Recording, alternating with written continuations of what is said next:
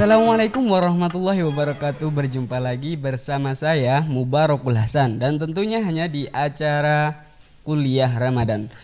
Tetap dijawab Pos Radar Semeru TV. Pada kesempatan kali ini kita akan membahas tentang puasa dan etos kerja, dan tentunya kita sudah ditemani dengan narasumber kita yang sudah menguasai tema pada yang kita bahas nanti. Langsung kita sapa narasumber kita, yakni Ustadz Muhyiddin. Assalamualaikum Ustadz. Waalaikumsalam. Bagaimana kabarnya Ustadz? Alhamdulillah dalam keadaan baik-baik saja. Mudah-mudahan kita semua senantiasa dijaga oleh Allah Subhanahu wa taala dan puasa kita lancar. Amin amin ya. Baik, langsung saja Ustadz ya ke pembahasan. Yang pertama mungkin kita akan membahas puasa sendirinya itu Ustadz. Tujuan puasa ini sebenarnya apa Ustadz? Ya, Bismillahirrahmanirrahim. Puasa merupakan ibadah yang sangat istimewa. Allah Subhanahu wa taala berfirman di dalam surah Al-Baqarah, A'udzu billahi minasyaitonir rajim. Ya ayyuhalladzina amanu kutiba alaikumus-syamu kama kutiba alal ladzina min qablikum la'allakum tattaqun ayyaman ma'dudat. Yang artinya, wahai orang-orang yang beriman, diwajibkan kepadamu berpuasa. Jadi di ayat ini Allah tegaskan bahwa kewajiban berpuasa itu dialamatkan kepada orang-orang yang beriman. Kama kutiba 'alal ladzina min qablikum, sebagaimana puasa ini juga diwajibkan kepada umat terdahulu. Artinya budaya berpuasa atau ibadah puasa ini bukan hanya ibadah yang dikhususkan kepada umat Nabi Muhammad saja, tetapi juga umat terdahulu juga berpuasa.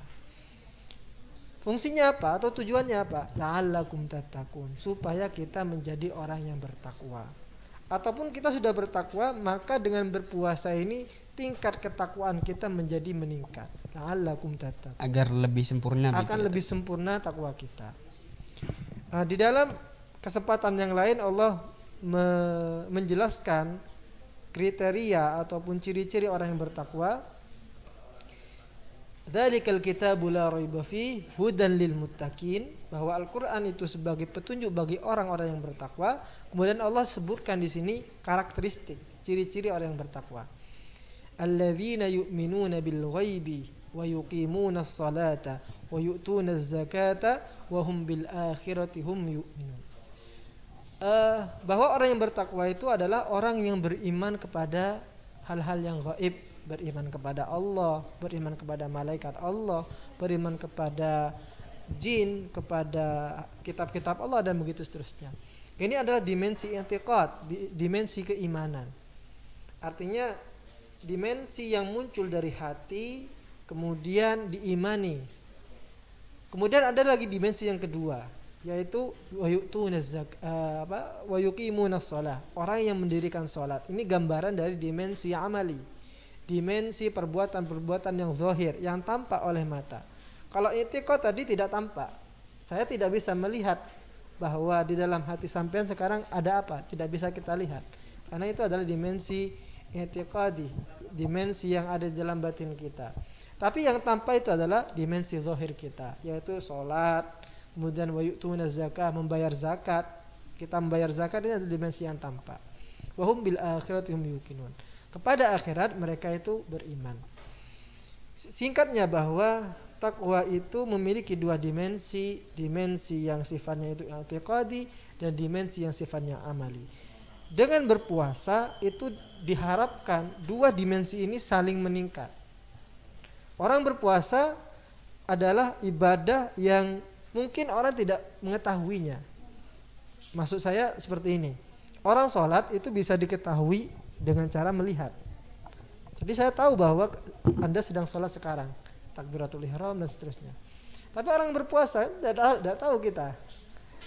Apakah kamu berpuasa atau tidak, kita kan tidak tahu itu kan ya. Bisa jadi saya sedang lemes sekarang, kemudian saya berkata saya sedang berpuasa. Padahal tadi saya sudah makan 2 piring. Pura-pura gitu. Pura-pura gitu kan. Nah ini yang terjadi. Nah puasa itu dimensinya seperti itu. Jadi ingin meningkatkan dua hal tadi itu, dimensi i'tiqad dan juga dimensi yang sifatnya itu zahir amali. La'allakum tattaqun, supaya kita menjadi orang-orang yang bertakwa. Hanya saja yang menjadi permasalahan adalah ketika orang berpuasa kemudian dia tidak makan sehingga menyebabkan dia lemas, tidak bertenaga, maka kemudian dia dengan puasa itu menjadikan alasan untuk tidak produktif. Ini yang menjadi problem kita, bahwa orang mengaitkan produktivitas atau etos kerja dengan puasa. Puasa yang notabene-nya tidak ada tenaga, tidak ada kekuatan, sedangkan etos kerja itu membutuhkan kekuatan yang lebih. Nah, seakan-akan kemudian dibenturkan dan menjadi semi halal gitu kan. Semi halal, orang yang berpuasa itu kemudian ditolerir untuk tidak bekerja. Gak usah berat-berat kamu lagi puasa, kan seakan-akan seperti itu. Ini tentu masalah itu. Jadi pada intinya tujuan puasa sendiri untuk meningkatkan ketakwaan kita, Ustaz. Ya, begitu. meningkatkan ketakwaan dengan dua dimensi tadi. Dimensi kepercayaan kita dan dimensi amaliyah zahir kita. Nah, amaliyah zahir ini yang kemudian bermasalah ketika dibenturkan dengan etos kerja.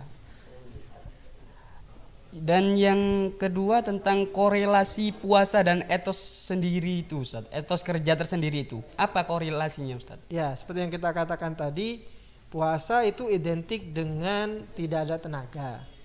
Puasa itu identik dengan lapar. Puasa itu identik dengan haus. Sedangkan di seberang jalan sana ada namanya etos kerja.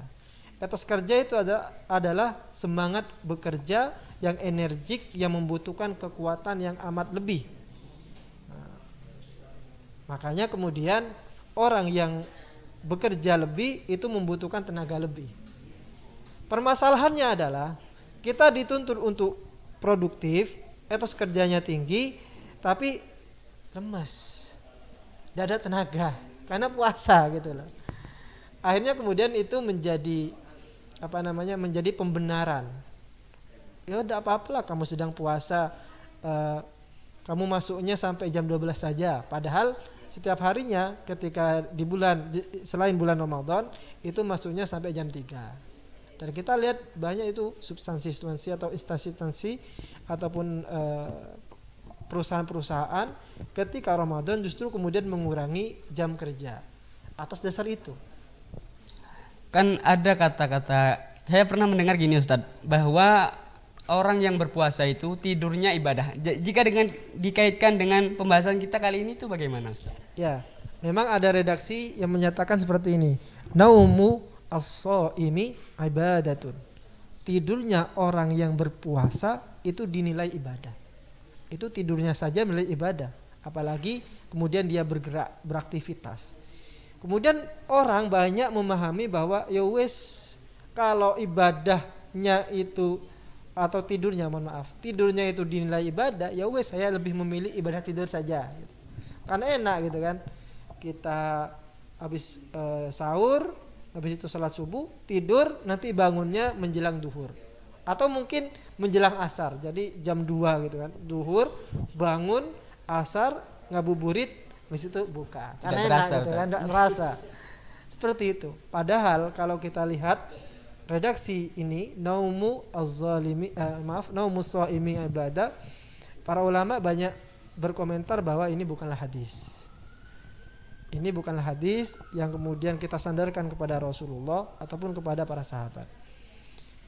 Kemudian dari sisi esensi atau isi dari hadis ini atau perkataan ini, bahwa tidurnya orang yang berpuasa itu adalah ibadah, ini dalam rangka untuk menyemangati bahwa pahala-pahala di bulan Ramadan, pahala-pahala yang ada di dalam bulan puasa itu banyak sekali.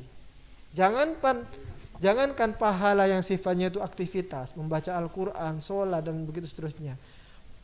Aktivitas yang tidur, yang bisa kita bilang aktivitas yang tidak produktif, itu dihitung ibadah seperti itu. Oh, jadi pada intinya kata-kata tadi untuk memberikan semangat. Oh, iya Ustaz. Tapi kita yang salah mengartikan gitu. Iya betul.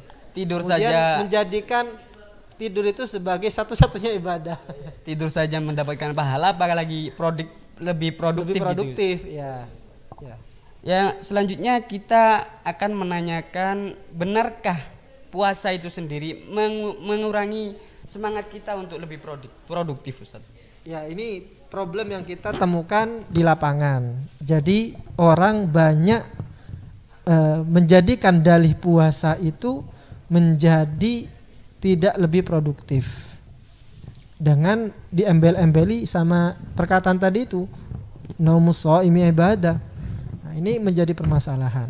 Padahal kalau kita lihat faktanya, justru di bulan Ramadan inilah seharusnya orang meningkatkan produktivitas. Karena bulan Ramadan ini bulan yang mulia. Disebutkan dalam suatu hadis bahwa idza jaa Ramadan, ketika bulan Ramadan datang, futihat abwabul jannah, pintu-pintu surga itu dibuka. Wa ghulliqat abwabun nar, dan pintu-pintu neraka itu ditutup. Wa suffidat asyayatin, dan setan-setan itu dibelenggu. Pintu surga dibuka, pintu neraka ditutup, setan dibelenggu. Terus siapa lagi yang mau menghalangi Anda atau kita untuk melakukan kebaikan, untuk lebih produktif? Kita sendiri, Ustaz, nafsu gitu. Kita sendiri. Jadi kita terhalang oleh kita sendiri. Seharusnya kita jadikan momentum puasa ataupun momentum Ramadan ini untuk lebih produktif. Nanti di segmen 2 kita akan jelaskan bagaimana Nabi Muhammad, bagaimana para sahabat, bagaimana para ulama menjadikan bulan Ramadan ini bulan yang produktif. Baik pemirsa, usai sudah pada segmen pertama, nanti kita akan melanjutkan pada segmen kedua. Maka dari itu jangan kemana-mana, tetap di Radar Semeru TV.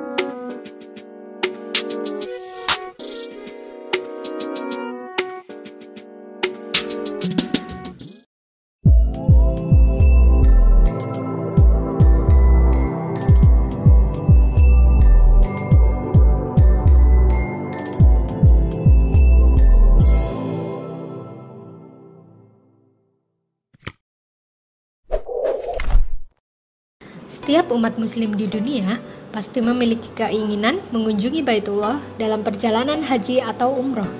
Keistimewaan bersama kami berupa keamanan legalitas, harga kompetitif, bimbingan insentif selama umroh, dengan hotel yang dekat dengan Masjid Nabawi dan Baitullah, serta pelayanan prima dari pembimbing kami yang berpengalaman.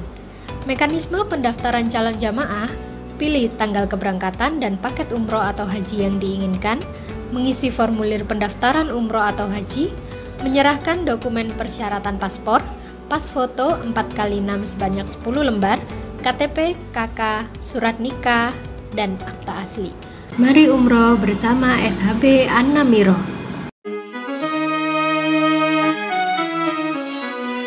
Baik pemirsa, jumpa lagi bersama saya Mubarokul Hasan, dan tentunya hanya di acara kuliah Ramadan. Pada segmen sebelumnya kita telah membahas tujuan puasa itu sendiri, yakni untuk meningkatkan ketakwaan kita kepada Allah Subhanahu wa taala, dan pada segmen ini kita akan membahas tentang bagaimana puasa itu dijadikan sebagai ladang mencari pahala. Mungkin kita akan menanyakan langsung kepada narasumber kita. Jadi bagaimana Ustadz? puasa ini agar dijadikan sebagai mencari pahala begitu? Iya. Terkhusus bulan Ramadan ini Allah utamakan daripada bulan-bulan yang lain. Jika di bulan-bulan yang lain itu ada banyak ibadah, namun nilainya begitu-begitu. Maksudnya saya begitu-begitu ini ya tidak terlalu istimewa. Namun di bulan Ramadan ini ada banyak ibadah-ibadah yang istimewa yang hanya ada di bulan Ramadan. Oleh karenanya kita mempunyai kesempatan untuk menggali ladang yang kita namai dengan ladang Ramadan itu. Suatu misal seperti membaca Al-Quran.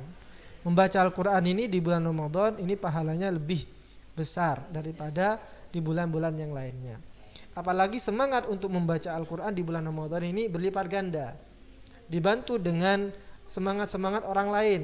Contohnya dalam tadarus, kalau kita lihat di malam hari itu dengan tadarusan itu kita menjadi lebih semangat untuk membaca Al-Quran. Apalagi di tempat yang bersangkutan atau di musala yang bersangkutan ada makanan favorit kita, kolak atau apa gitu kan. Ya tidak apa-apa, untuk awal-awal niatnya untuk mencari itu ya tidak apa-apa lah. Yang penting niat untuk belajar, mengaji dan membaca Al-Quran tetap harus ditanamkan, dan itu menjadi motivasi yang paling utama. Taruhlah seperti tarawih. Tarawih ini merupakan ibadah yang hanya ada di dalam bulan Ramadan. Maksudnya tarawih yang dilakukan secara berjamaah. Itu tidak ada di bulan-bulan yang lainnya. Oleh karenanya kemudian kita jadikan momentum Ramadan ini sebagai kita lebih produktif lagi. Itu kalau di malam hari mungkin kita tidak ada masalah ya. Karena apalagi setelah adzan maghrib atau ketika sudah masuk imsak, tangan kita sudah megang, sudah siap siaga. Siap siaga itu sudah. Antara orang yang mencet bel di masjid itu dengan tangan kita itu sama-sama sih. Artinya asupan tenaga itu sudah ada, sudah terpenuhi. Maka kalau di malam hari tidak ada masalah saya kira. Yang menjadi masalah itu adalah ketika di siang hari. Ketika kita sudah mulai didera kelaparan, sudah mulai didera oleh kehausan dan yang macamnya. Apalagi seperti saat ini Ustadz, siang-siang begini. Panas-panas seperti ini, apalagi di jalan kita melihat ada orang yang jual es, luar biasa sekali kan. Nah, justru kita jadikan ini menjadi ladang pahala. Karena sekali lagi kembali kepada hadis yang di awal tadi, bahwa kesempatan untuk melakukan kebaikan di bulan Ramadan itu terbuka luas. Kemudian kesempatan untuk melakukan perbuatan-perbuatan jahat itu tertutup. Ditambah lagi dengan setan-setan yang terbelenggu. Meskipun kita akan menanyakan, loh kok masih ada maksiat? Loh kok masih ada perbuatan-perbuatan mungkar? Nah, para ulama mengatakan ketika menafsirkan atau memahami redaksi dari hadis wasuffidat asyayatin itu adalah sebenarnya yang dibelenggu itu adalah setan-setan yang senior, yang besar-besar. Yang junior-junior kita tetap berkeliaran. Oh, jadi intinya masih ada setan. Ya, masih ada, setan itu masih ada, cuma yang junior. Dan tingkat namanya juga junior kan? Tingkat kemahiran dalam merayu itu tidak seperti yang senior. Belum seberapa begitu Ustaz. Belum seberapa. Sehingga mungkin kalau kita digoda oleh setan senior ini atau junior ini, maaf, tidak terlalu ngefek seperti itu. Ada lagi penafsiran yang lain. Maksud dari wasuffidat asyayatin ini adalah bahwa setan itu tidak benar-benar dibelenggu. Tidak benar-benar dibelenggu. Maksudnya dibelenggu dalam makna hakiki, dalam makna yang sebenarnya. Tetapi peluang setan untuk menggoda manusia itu kecil. Nah, dari sisi peluang itu kecil. Kemudian dari sisi manusianya sendiri, kita ingat manusia itu dibekali oleh hawa nafsu. Kita tidak boleh menutup mata itu bahwa ada fakta manusia mempunyai nafsu. Nah, nafsu itu bisa terkontrol oleh apa yang disebut dengan kelaparan. Jadi dulu ada cerita. Nafsu ketika pertama kali diciptakan oleh Allah, ketika Allah menanyakan, "Wahai nafsu, siapakah kamu?" Nafsu apa jawabnya? Nafsu menjawabnya, yo saya, kamu. Hanya kemudian dia dimasukkan ke neraka. Dimasukkan ke neraka, setelah beribu-ribu tahun diangkat, ditanyakan lagi dengan pertanyaan yang sama. Wahai nafsu, siapakah kamu dan siapakah aku? Masih jawabannya sama. Ya saya, kamu.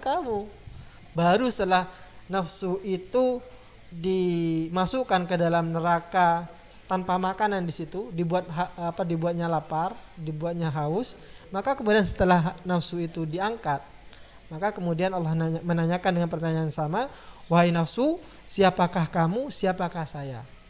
Jawabannya lain kemudian. Saya adalah hamba, engkau adalah Allah. Mungkin sudah kapok Ustaz. Kapok karena apa? Karena dibuatnya lapar. Nah, seperti itu. Jadi kita puasa ini dalam rangka untuk mengekang nafsu, supaya nafsu kita tidak bergejolak. Karena kebanyakan nafsu itu mengajak kepada keburukan. Innan nafsa la ammaratum bisu. Sesungguhnya nafsu itu seringnya mengajak kepada kejahatan.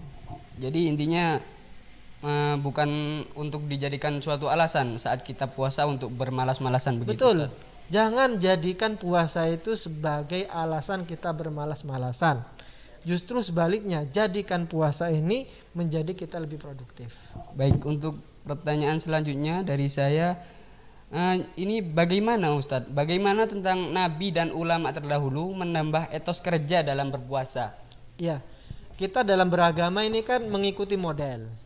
Ibaratnya ketika kita sholat, kita mau sholat model kayak apa? Nah, maka kita butuh yang namanya uswah, butuh yang namanya model. Uswatun hasanah kalau dalam terminologi Islam. Kita butuh uswatun hasanah, kita butuh suri tauladan, dan itu termanifestasi, terjasad dalam diri Nabi Muhammad sallallahu alaihi wasallam. Laqad kana lakum fi Rasulillahi uswatun hasanah. Telah ada dalam diri Rasulullah sallallahu alaihi wasallam uswatun hasanah. Jadi kalau kita tanyakan model puasa yang bagus itu seperti apa? Ya lihatlah Rasulullah. Lihatlah bagaimana Rasulullah puasa. Lihatlah bagaimana sahabat berpuasa. Karena sahabat ini yang melihat langsung Rasulullah. Kalau kita kan tidak. Kita tahu bagaimana Rasulullah itu karena ada berita yang berita yang dari atas dan begitu sampai sambung kepada Rasulullah. Para sahabat ini yang melihat langsung Rasulullah tentu langsung kemudian mempraktekkan. Nah, seperti itu. Maka ketika kita ditanyakan bagaimanakah puasa dan etos kerja pada masa Rasulullah, tentu kita lihat puasa pada masa Rasulullah itu diisi dengan hal-hal yang sifatnya positif. Kita tahu bahwa ada banyak kejadian-kejadian yang luar biasa yang dicatat oleh sejarah, justru itu terjadi di bulan Ramadan. Satu misal, di zaman Rasulullah ada perang namanya perang Badar. Perang Badar ini terjadi antara pasukan Islam yang ketika itu berjumlah 313 melawan pasukan orang Quraisy atau suku Quraisy yang berjumlah 1000 orang dengan persenjataan yang lengkap.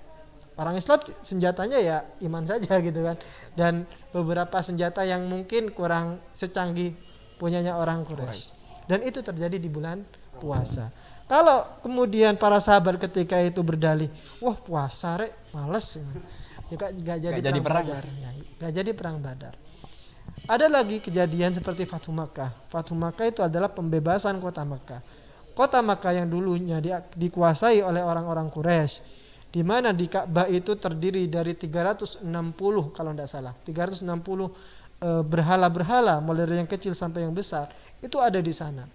Maka kemudian Rasulullah membuat misi yaitu membebaskan kota Makkah. Rasulullah menurut suatu riwayat itu berjalan dengan sahabatnya di panas yang sangat luar biasa. Perlu kita ketahui bahwa Ramadan dalam bahasa Arab itu artinya panas. Kenapa? Karena kebanyakan bulan Ramadan di negara-negara Arab Saudi, Mesir dan seterusnya itu terjadi di musim panas. Nah, musim panas ini biasanya siangnya agak lama. Nah, kalau kita dulu di Mesir itu kita imsak itu mulai jam 3:30, maka nanti berbukanya itu jam 7:30. Dan Semakin itu lama, pun Ustaz. panas luar biasa. Sampai derajat panasnya itu 35-40 derajat Celcius. Kalau kita kan ya alhamdulillah di sini adem-adem saja gitu kan. Tidak terlalu panas, tidak terlalu dingin.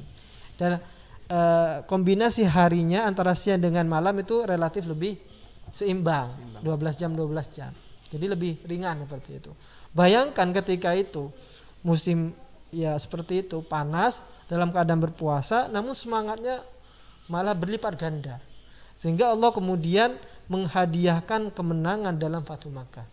Idza jaa nasrullahi wal fath wa ra'aitan nasa yadkhuluna fi dinillahi afwaja.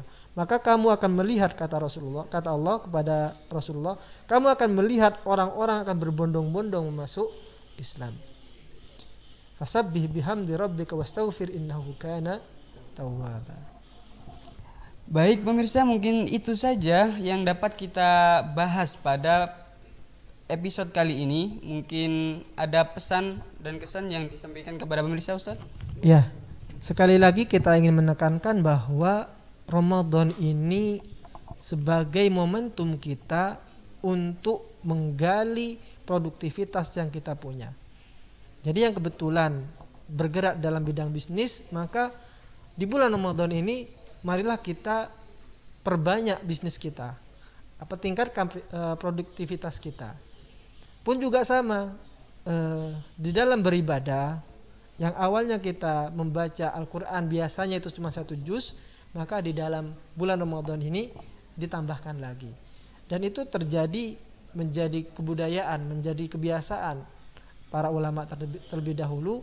Ketika bulan Ramadan datang, mereka akan berlomba-lomba untuk meningkatkan kebaikan-kebaikan. Membaca Al-Quran ditingkatkan ketika itu. Kita tahu Imam Syafi'i ini menghatamkan Al-Quran 60 kali dalam 1 bulannya ketika bulan Ramadan. Itu artinya dalam 1 hari beliau menghatamkan 2 kali. Produktivitasnya beliau. Baik pemirsa, sekian dari perjumpaan kita kali ini. Pada intinya kita harus semangat untuk menjalani puasa. Jangan jadikan puasa ini sebagai suatu alasan untuk bermalas-malasan, dan jadikanlah puasa ini sebagai penyemangat untuk menjalani aktivitas kita dan untuk menjadi lebih produktif lah pada intinya. Mungkin cukup sekian perjumpaan kita pada kali ini, dan jangan lupa ikuti kuis dengan menjawab pertanyaan dari narasumber kita yang disampaikan di kolom komentar Jawab Pos Radar Semeru TV. Sekian, assalamualaikum warahmatullahi wabarakatuh.